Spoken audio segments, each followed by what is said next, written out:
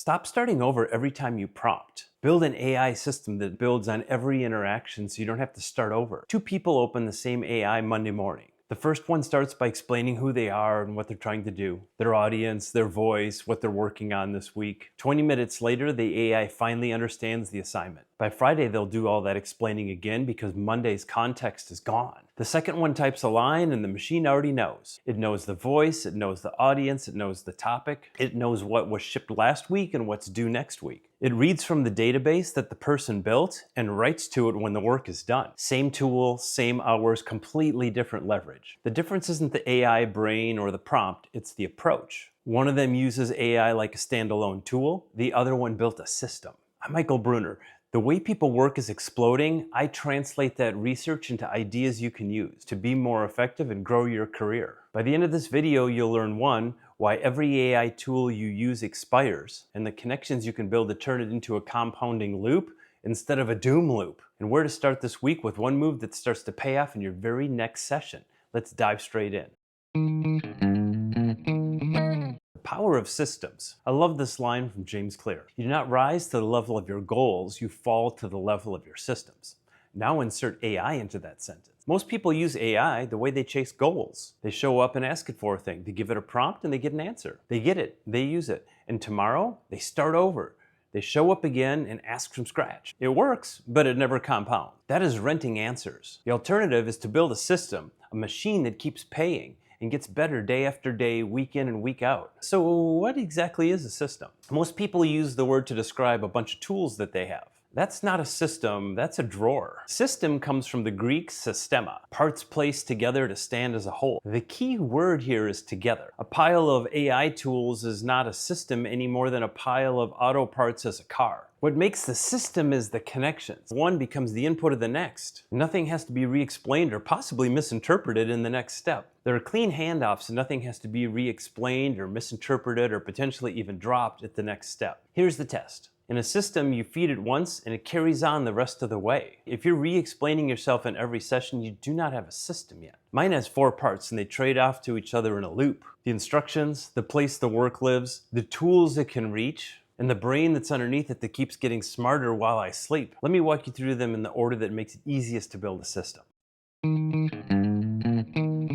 Move 1, instructions. Before the system does anything, it needs to know who I am, my audience, my voice, my ways of working, my principles, my standards, what I'm working on this week and what I shipped last week. Most people rebuild that from scratch every session. 20 minutes of re-explaining before the work starts, or redoing work that could have been right the first time with the proper context. I wrote it down just once in the master prompt that the system reads every time. It's like somebody getting to know you, and you can update it over time so it gets to know you even better. The next thing is to let AI know who you want it to be. Its identity, do you need it to be a generalist or an expert in a specific field? Its mission, does it need to do research or does it just need to render an answer? Does it just hand you a recommendation or does it lay out the options and justify the rationale? I build skills in Claude Cowork as the home for complex instructions. A lot of times these are 5, 10 pages long or more. For instance, I had it read everything that I had written in the last year and had it build the Bruner writing skill.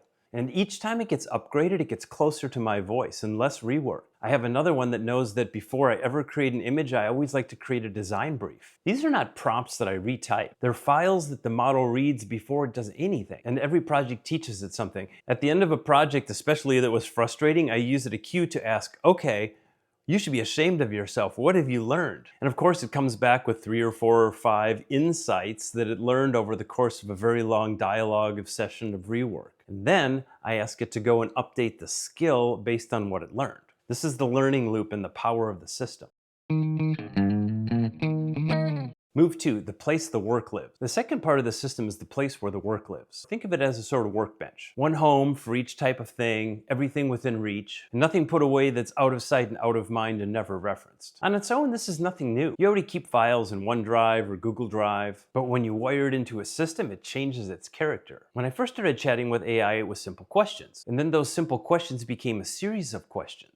When I started using voice mode, those became conversations. There was so much good thinking in those threads, and I wanted to mine it out, but it was hard to go back and find it. That's why a paid version of AI is powerful. You can use projects in ChatGPT, or you can use folders in Claude. They help keep your information organized and easier to find. The next step was to start making artifacts, to take all that information and have AI put it into documents, whether it's a markdown document or a docx. So ask AI to make summary documents to help encapsulate the learning from those sessions. What really unlocked things is when I started using the power of databases. I already had built a database in Notion, and the Claude connector allowed AI to read and write from that Notion database. One example is my content engine database. Every idea, every article, every video, it's all in there. It sits with rows with a status and priorities, its packaging, its next actions. Now I have visibility to what I'm working on, and so does AI.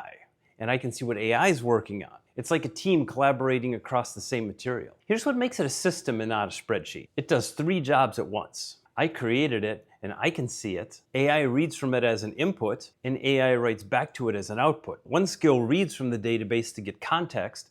After the work is finished, another skill writes to it with new information. The handoff is why nothing ever has to get re-explained. The work never leaves the bench. Move 3, reach. The third part is the tools that AI can reach. The first 2 parts of the system allow AI to think in my voice and to remember everything. This one lets it act. On its own, the AI model is trapped in its chat window. Connected to the tools where my work actually happens, a web browser, my email, my calendar, Notion, a Word document, and it stops just thinking and starts doing. It can pull what is shipped from the engine, it can pull best practices, it can put an event on the calendar or file a document where it belongs. The same system that writes in my voice can now reach into the places where the documents actually live. A good example is my competitive researcher. I needed one, so I built a skill. But a skill on its own can only think. I used to have to take screenshots and paste them into the chat so AI could see, so I connected it to a web browser. It goes into Notion, finds out where it should look, it goes out and does the research, it does the studying, it writes a report, and then it files the key research where I'm going to look for it so I can fold it into my workflow. This is also the part to add last and to add quite carefully. Reach is power, and power needs judgment behind it. That's exactly why the instructions come first. A system that can act on your behalf needs to know where the boundaries are before you hand it the keys. The connection here runs in both directions. The tools feed the system what's happening in the outside world, and the system reaches back through the same tools to act on it. That two-way link is something that stops being something that you operate and becomes something that operates on your behalf. And the whole thing evolves week after week as it learns.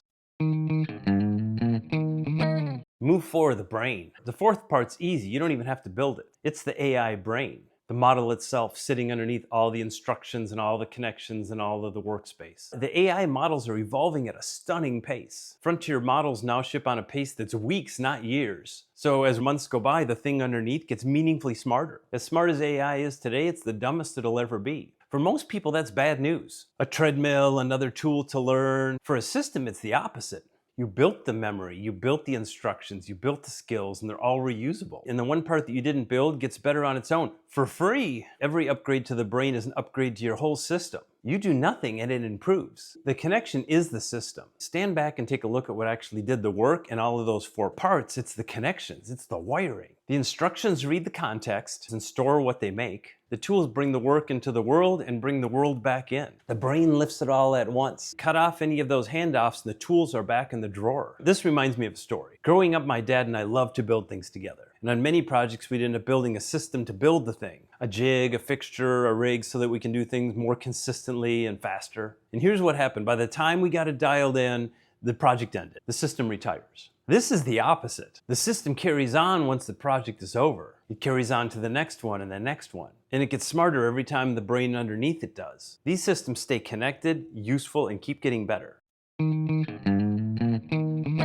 Your one move. So what does this mean for you? Here's the move, and you can start using it in your next session. But your move depends on where you are in the journey. So go down this list and stop at the first one that you can't check. If you're not using AI every day, start here. Put it on your phone and try a few. ChatGPT, Claude, Gemini, Perplexity. Use voice mode. Are you still on the free tier of AI? The brain on your AI system upgrades to frontier model for only $20 a month. No master prompt? Start here. Ask your AI everything it has learned about you and have it put it into a document, and then ask AI to hold it in memory. No reusable skills or instruction captured?